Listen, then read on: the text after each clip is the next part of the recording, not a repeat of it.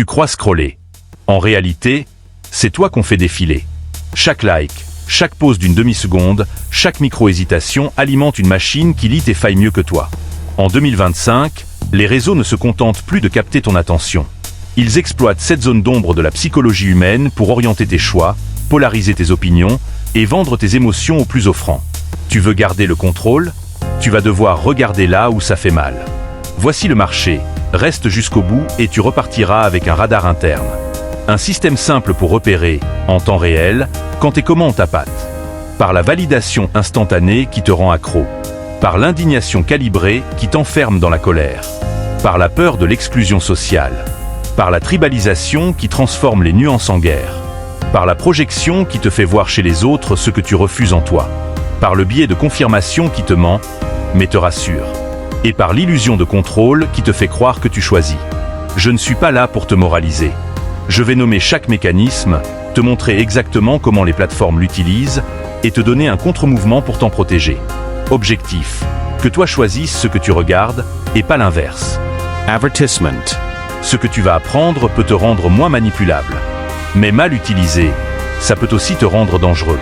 Alors retiens ceci, connais ses armes pour t'en défendre, pas pour blesser. Éteins les notifications. Pose le téléphone face contre table. Regarde, écoute et observe ce qui se passe en toi pendant que je parle. Si tu sens de la résistance, de la colère, de l'euphorie même, note-la. C'est peut-être le piège qui se referme. On commence. Signe sombre numéro 1, la validation programmable. Les réseaux ont compris une chose simple. L'être humain est une machine à chercher des récompenses. Chaque fois que tu reçois un like, un commentaire, une notification, ton cerveau libère de la dopamine. Mais ce n'est pas la quantité qui compte. C'est l'irrégularité. Tu crois que les likes arrivent en temps réel? Faux. Les plateformes retardent volontairement certaines notifications. Elles attendent le moment où ton attention baisse, et bam, une dose. Comme un dealer qui ne te donne jamais 2 sachets d'un coup. C'est ce qu'on appelle un renforcement intermittent. Un mécanisme psychologique plus puissant que n'importe quelle drogue, utilisé dans les casinos, dans les machines à sous, et maintenant dans ton téléphone.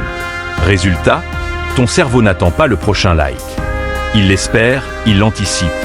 Et c'est cette attente qui te rend accro, pas la récompense elle-même. Regarde ton comportement. Tu ouvres ton téléphone sans réfléchir, tu rafraîchis ton feed, tu cherches un signe que tu existes aux yeux des autres. Ce n'est pas toi qui choisis. C'est le système qui t'entraîne à venir chercher ta dose au moment où il décide. Contre-mouvement, reprends le contrôle du rythme. Désactive les notifications push. Décide d'horaires fixes, 2 fois par jour maximum, pour consulter tes réseaux. Ce n'est plus eux qui doivent t'appeler. C'est toi qui dois entrer quand tu l'as choisi. Parce que retiens ceci, chaque like n'est pas une preuve de valeur. C'est une piqûre programmée pour que tu reviennes encore, et encore. Signe sombre numéro 2, l'indignation calibrée. Rien n'active le cerveau humain plus vite que la colère. Et les réseaux sociaux le savent mieux que quiconque. Ils ne cherchent pas à te rendre heureux. Ils cherchent à te rendre réactif. Parce qu'une émotion forte, surtout négative, te garde connecté plus longtemps qu'un simple sourire. Tu l'as déjà remarqué, les vidéos qui t'énervent, les tweets qui te choquent, les posts qui t'indignent, tu ne les ignores pas. Tu commentes, tu partages, tu replies, tu consommes encore et encore. Mais ce que tu ignores, c'est que ton feed est calculé pour ça. Les algorithmes détectent les contenus qui provoquent le plus de réactions agressives et ils les propulsent en priorité. Pourquoi? Parce que ta colère, c'est de l'or. Chaque seconde où tu débats, où tu cries en commentaire, c'est une seconde où tu génères de l'argent pour eux. Le pire, cette indignation constante détruit ta perception du monde. À force de voir du négatif, ton cerveau croit que tout est en crise, que tout est en guerre, que tout est pourri. Et tu finis par haïr plus vite, juger plus fort, te polariser contre des gens que tu n'aurais même pas remarqués dans la vraie vie. Contre-mouvement, résiste à l'impulsion de commenter à chaud. Si un contenu t'énerve, arrête-toi et demande-toi. Est-ce que je suis vraiment en colère? Ou est-ce que quelqu'un appuie volontairement sur mes boutons? Parce que la vérité est là. Si tu réagis immédiatement, tu n'as plus le contrôle. Retiens bien ceci. La colère n'est pas ton arme. C'est leur piège. Signe sombre numéro 3. La peur de l'exclusion sociale, le FOMO. C'est l'un des leviers psychologiques les plus puissants qui existent. Le FOMO, Fear of Missing Out. La peur de rater quelque chose. Pourquoi crois-tu que les stories disparaissent après 24 heures? Pourquoi crois-tu que certaines notifications s'affichent en rouge vif? Pourquoi crois-tu que TikTok, Instagram et YouTube te bombardent avec ce mot « tendance » ? Parce qu'ils savent que ton cerveau déteste l'idée d'être en retard, d'être le dernier, d'être exclu. Alors ils te forcent à revenir encore et encore. Tu cliques, tu scrolles, tu consommes. Pas parce que tu en as envie, mais parce que tu as peur de manquer. Et ce mécanisme détruit plus que ton temps. Il fragilise ton identité. Tu n'agis plus par choix, mais par réflexe. Tu deviens un spectateur passif de la vie des autres en oubliant la tienne. Le pire, c'est que le FOMO ne s'arrête jamais. Même si tu regardes tout, même si tu t'abonnes à tout, ton cerveau te dira toujours « Et si j'ai raté quelque chose ?» Voilà le piège. Ils ne te nourrissent pas avec du contenu. Ils t'affament avec une sensation d'incomplétude. Le contre-mouvement est brutal, mais nécessaire. Prends l'habitude de rater volontairement. Ignore certaines stories. Désactive certaines notifications. Parce que si tu ne rates jamais rien en ligne, c'est ta vraie vie que tu rates en silence. Signe sombre numéro 4. La récompense imprévisible, le piège des casinos appliqués au réseau. Sais-tu pourquoi tu rafraîchis ton fil d'actualité sans arrêt? Parce que ton cerveau a été conditionné. Exactement comme un joueur devant une machine à sous. La psychologie l'appelle renforcement intermittent. C'est simple, c'est brillant, c'est terrifiant. Parfois, quand tu scrolles, tu tombes sur une vidéo incroyable. Parfois, tu tombes sur rien. Et c'est justement cette incertitude qui t'accroche. Ton cerveau devient accro à la possibilité de la récompense, pas à la récompense elle-même. Chaque swipe est un pari. Chaque rafraîchissement est une roulette. Et les réseaux sociaux sont les casinos modernes. Les likes, les vues, les commentaires. Tout est conçu pour te maintenir dans ce cycle d'attente et d'excitation.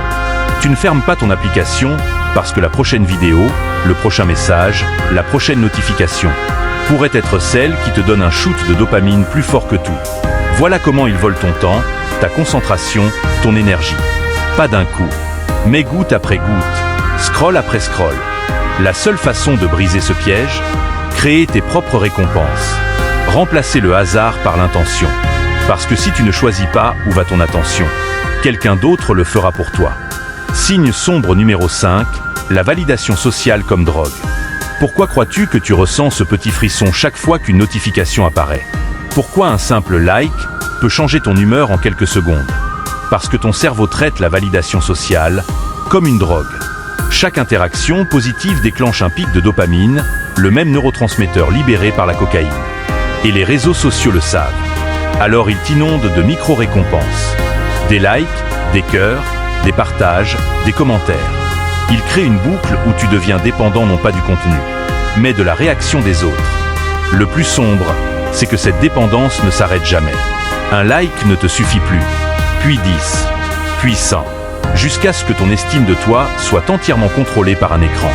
Et quand il n'y a pas de notification, tu ressens le manque. Tu rouvres l'application, encore et encore. Les réseaux ne se contentent pas de capter ton attention. Ils kidnappent ton identité. Ils te conditionnent à chercher à l'extérieur ce que tu devrais trouver à l'intérieur. Si tu veux t'en libérer, une vérité brutale s'impose. Tu dois réapprendre à exister sans l'approbation des autres. Sinon, ton esprit ne t'appartient plus. Il appartient aux plateformes. Tu viens de découvrir à quel point les réseaux sociaux ne sont pas là pour ton bien, mais pour exploiter chaque faiblesse de ton cerveau. Ils ont transformé ta quête naturelle de reconnaissance en une addiction soigneusement programmée, où chaque like ou notification est une piqûre chimique qui te tient en laisse. Mais ce contrôle n'est pas une fatalité. Connaître ces mécanismes, c'est prendre la première clé pour briser ces chaînes invisibles. Ce pouvoir, il est déjà dans ta tête. Décide enfin de reprendre le contrôle de ton attention, de ta vie et de ta vraie valeur, qui n'est jamais définie par un écran. Alors, si tu veux vraiment te libérer de cette emprise, commence maintenant. Like cette vidéo, partage-la avec ceux que tu veux protéger, et surtout abonne-toi pour ne pas louper les prochains secrets qui pourraient t'aider à déjouer ces manipulations. Laisse un commentaire. Quelle tactique t'a le plus surpris? Cette discussion est la tienne, alors rejoins-la. Parce qu'ensemble, on peut reprendre le pouvoir sur ces technologies avant qu'elles ne prennent tout. C'est le moment. C'est ton choix.